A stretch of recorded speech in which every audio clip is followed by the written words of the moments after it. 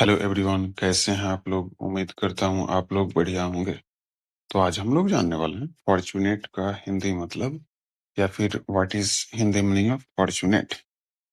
तो देखिए, फॉर्च्यूनेट का हिंदी में मतलब होता है भाग्यशाली, खुशनसीब या सौभाग्यशाली।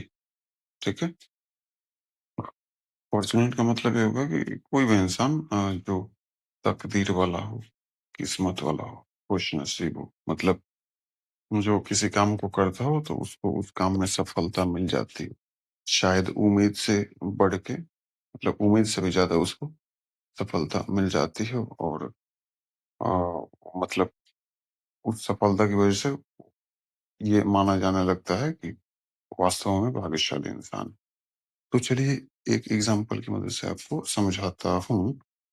ही इज़ फॉर्च्यूनेट, वह भाग्यशाली है। तो आई थिंक ये इन्फॉर्मेशन आपको अच्छी लगी तो कृपया मेरे चैनल को लाइक, शेयर और सब्सक्राइब करें और बेल आइकन को दबाना बिल्कुल भी ना भूलें। धन्यवाद।